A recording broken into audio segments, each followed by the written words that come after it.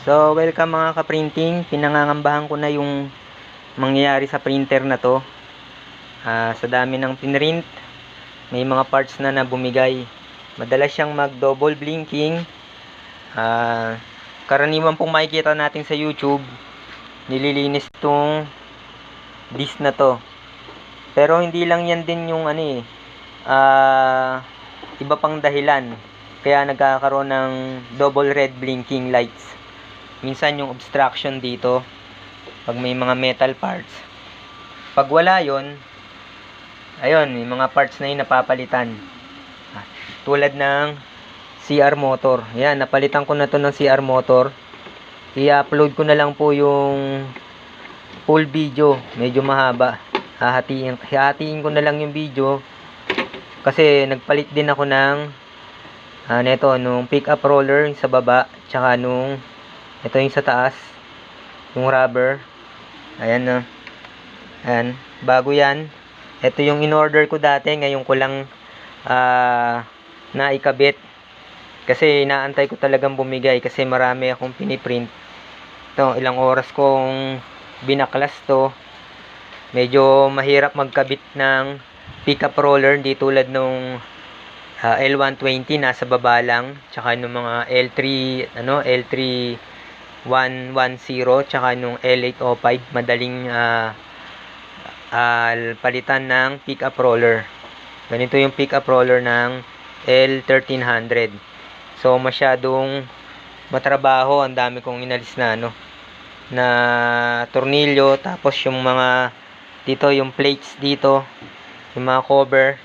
So hindi ko muna siya tatakpan kasi baka may lumabas na problema, mahirap magbaklas. So kung talagang stable na, tsaka ko ibabalik yung cover. So ayan, hindi siya na nagdo-double blinking lights. To minsan to karaniwan ng pag nagpi-print ako, pagkatapos niya mag-print, magdo-double red blinking lights na. Kaya ang pangamba ko, may mga parts na napapalitan kasi wala na akong nakikitang naka-obstruct dito sa loob, tsaka hindi naman marumi yung plate disc. Yan, tsaka tong L8 1300, ang daming motor. Ayan, may motor din sa baba dito, sa taas, tapos sa gilid ito. Tapos ito yung CR motor, ito yung lumang CR motor. Yan, hindi ko lang muna inalis kasi check ko to kung stable tong bagong kabit ko. 800 ang pagkakabili ko dito. Medyo natagalan bago ko na ikabit. So yan lang, susubukan kong mag-print kung okay yung ginawa ko. At yan, abangan nyo na lang po yung full video nung pagpalit nung CR motor. So yan po, after mapalitan ng carriage motor. Yan, itong nasa likod. Ito yung luma. Yan, that's pick up roller. Yan, napalitan ko na ng pick up roller, yung sa taas tsaka yung sa baba. So yan, wala nang blinking lights, yung red lights na dalawa. So maraming pinanggagalingan po nun sa sensor. Yan, pag wala na talaga sa sensor at hindi na kaya ng mga linis-linis, may parts na papalitan dyan. Yan, sa likod nyan may mga sensor din yan. Yan, dalawa.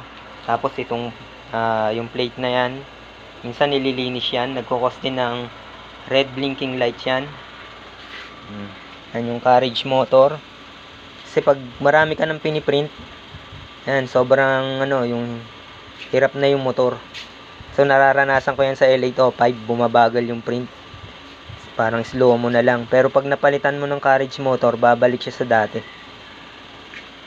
So yan lang, tetest tayo ng print out.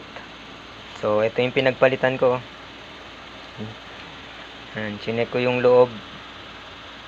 Wala na, sira na yung yung spring. Ayan, magte-test print tayo. Yan, sana hindi Pagka sira na yung pick-up roller, ano yan eh, mahirap nang mag-feed o kaya kumakain ng maraming papel. Ayun yung ano, ayan, nag-feed na.